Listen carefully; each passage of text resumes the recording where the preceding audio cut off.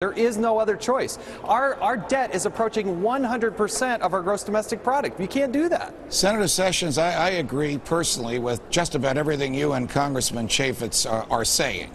And I agree with the efforts of the two of you and many like-minded Republicans to stop this spending. But I think it is hopeless. I think the culture in Washington is such that the idea is to borrow now, spend now, and let another generation, perhaps children watching us, perhaps children not yet born, worry about this. What do you think? It's a real moral dilemma. It's a failure of moral responsibility, in my view. We need to take steps now on this CR. We need to use a debt limit as leverage to create some systemic reform. But I would say one thing, Judge, don't be too pessimistic, because in the mid-90s, when Newt Gingrich and the Republicans took over the House, people said they couldn't balance the budget, and they did in 4 years. Right. We may not be able to do it now because our situation is even more severe, much more severe than then. But the American people stood up. They had their voices heard through the elected representatives, and we did change. Got it, got it. Congressman Chaffetz, Senator Sessions, thanks for joining us on the Glenn Beck program. Thanks, Judge. Thank you. Appreciate it. Saudi police opening fire on hundreds of protesters in the streets today. This as OPEC braces for a Saudi day of rage tomorrow, and bets on oil close in on $200 a barrel. Next. The Saudi government is beefing up security ahead of tomorrow's planned day of rage protests. This as Saudi police reportedly opened fire to break up a protest in the mainly Shiite eastern region of the country earlier today. How could Saudi unrest affect the already skyrocketing price of oil here at home? Joining me from Houston, John Hofmeister, former president of Shell Oil, and now the founder and CEO of Citizens for Affordable Energy. John is also the author of a terrific book, Why We Hate the Oil Companies. Straight talk from an Energy Insider. All right, John, let's have some straight talk from an Energy Insider. First of all, welcome to the Glenn Beck program. You and I have worked before. It's nice to see you here. Thank you, Judge. Thanks for having me. All right, is oil really going to hit $200 a barrel? And if it does, what is that going to do to the price of the pump? That's what everybody wants to know. Well, let's hope it doesn't get anywhere close to $200 a barrel. I think that kind of a price puts us right back into a domestic recession, if not a global recession. But at any rate, oil hates the turbulence and the uncertainty of what's going on in the streets of the Middle East. Saudi Arabia is the mother lode. 10% of the world's oil production comes out of Saudi Arabia. The two things to watch tomorrow are what's the size of the turnout of the population and what's the degree of repression that the government would push on to the demonstrators, if any. Let's address those two things. If the turnout is huge and mainly peaceful and people are not shot and killed, how does Wall Street or whoever trades oil in this country interpret that? I think they relax. They don't think of it as too extreme, because people have a right to say what they think. It's when they are repressed, as what happens in Iran or what happens in Libya, or, you know, things relaxed a bit in Egypt when the army, you know, let the people do what they did. Exactly. Now, John, you know this better than anybody. You're the former president of Shell Oil. Saudi Arabia is a police state. It's basically owned by the royal family. There's an enormous disconnect between the average person that lives there and the princes and kings that run the place. Suppose there's violence tomorrow. Suppose there's repression. Suppose there's death in the streets, and we see it on American television. Then there's going to be a chill run down everybody's spine, and people who need oil in the future are going to try to grab it at whatever price it's available, and we could see a large spike in the oil price if that kind of repression takes place. All right, we're going to put up a chart, gas prices this week. It shows that on March 4th, just a week ago, the average was $3.47 a gallon. March 10th today, the average is $3.53 a gallon. So you have that kind of a movement just in a couple of days. Is that a trend, or is this a spike? Well, I think it's a spike depending upon how long this Middle East thing plays out. But don't forget, we still have next year and the following year and the following year. We are on a demand curve, Judge, that is only going up. And we're on a supply curve that is all but flat. Will the and at government... some point in the not-too-distant future, right, the demand is going to exceed the supply, then we're really in trouble. What will it take, last question, John, what will it take for the government to recognize that there's so much oil here in the Gulf of Mexico and in Alaska that they should let us take it out of the earth so we don't have to worry about the disruptions in the Middle East? Well, I think it would take the unthinkable, and the unthinkable is a recognition of reality by the existing administration. Right. So far, we haven't seen that. But we can always hope that there will be reality and that the administration would face into the fact that while alternatives are great down the road, we're on an oil economy today, and we should produce more oil today. John Hofmeister, you put your finger right on it. Reality and the Obama administration are strangers. Thank you for joining us. Thank you. Michael Moore, you know him, declaring a class war against fat cats on the left, like George Soros, Oprah Winfrey, and Warren Buffett, plus a breakthrough on collective bargaining rights in Wisconsin. All that next. Now back to Glenn Beck.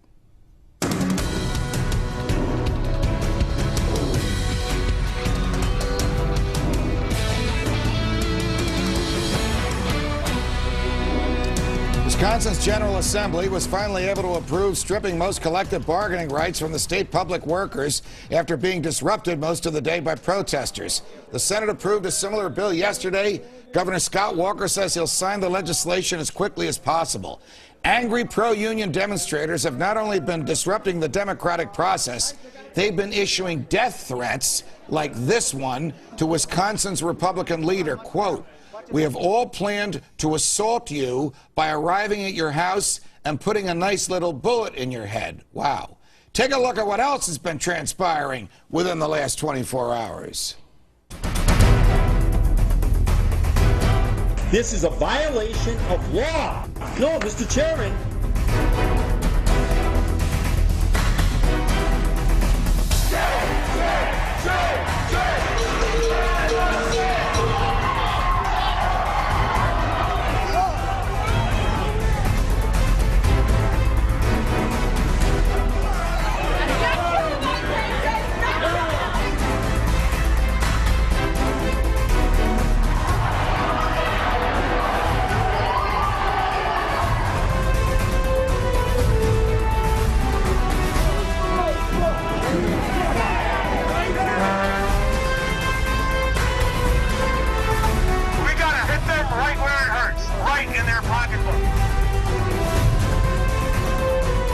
The money's just not in the people's hands. It's in the hands of the rich.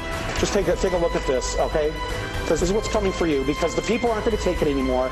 They're going to demand that your ass is in jail. You've taken our money, we want the money back. How many more people do you think you can throw out of their homes before they do revolt?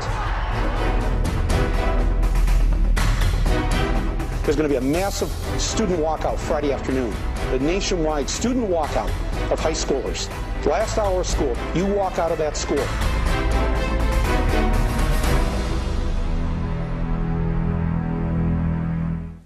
Wow. Reaction now from John Stossel, my colleague and host of Stossel on the Fox Business Network, and Pat Caddell, former pollster for Jimmy Carter before he saw the light and became a Fox News contributor. Gentlemen, welcome here. What is Michael Moore trying to do there? What kind of disruption is he trying to bring about? It's justice. I'm ready. I'm going to lock you up. Oh, my goodness. I should have known rich people. You'd have the props here. But the suggestion that because somebody is rich, they belong in jail, does he look in a mirror when he says that? It's, well, he's not as rich as the Forbes 400, and it's why we need economic education. Because politicians think this way. Their world is a zero-sum game. One person wins, somebody else loses. It's not intuitive to understand that these rich people don't take from others, that they create wealth. Do politicians even understand that the government consumes wealth, but private enterprise creates wealth? Take $1 out of private enterprise and add it give it to the tax man. That's $1 less that could be made into more of $1. No, not really. I mean, you know, I remember Barney Frank gave a speech last year to business people, telling them how government would help them. This is government's job to make the economy work and what their role in it was. This is a problem that look, our politicians don't understand very much of anything, I think, sometimes. They're proving But the most last few people days. don't understand that. No, it's they not don't. intuitive. But it's not intuitive. But we don't educate anybody about anything, and that's the story. Oliver Stone movies don't get. Right. That's the extent of education. Do you think these protests are going to get worse? I mean, this guy is calling for children to leave their schools on a Friday afternoon. You talk about endangering the welfare of a minor. What is his bag? I'm not in the prediction business. That's his bag. I won't go there. I don't know what'll happen. All right, but obviously people need to understand that this is not going to help America when this kind of thing happens. No, I mean, you're seeing things blow up today in a way. You know, you would have thought it was the Tea Parties at the state capitol at Madison, based on last year's coverage by the mainstream media of protests. But no, this is going to get worse because there's a belief that you can move this now in the streets. It's an insane belief. This is a misunderstanding of the public opinion in this country. The Republicans, let me just say this, have done the worst job ever to make their case. Go back to the point John just made about education, to explain the difference, as Chris Christie did 2 weeks ago, between teachers and teachers' unions. I think the Republicans in Wisconsin did a terrible job. Awful. They did the right thing legally, but politically and from a PR point of view, they were awful. You must tell people what you're doing and why. And you must explain what the concept of collective bargaining. And when you get to government employees. It wasn't the best argument, because they were saying, we don't want collective bargaining, but the cops and the firemen can have it. I would think it would make more sense if they say, we don't want forced unionization. Well, what they should have argued was, frankly, is the difference between what the work rules mean, what collective bargaining means. Work rules means you can't fire bad teachers, John, you can't make government efficient, and that's where you get, as Ann Coulter wrote yesterday, $159,000 bus drivers. This state, Wisconsin, is the birthplace of progressivism. This is in their veins, in their genes. This is their culture.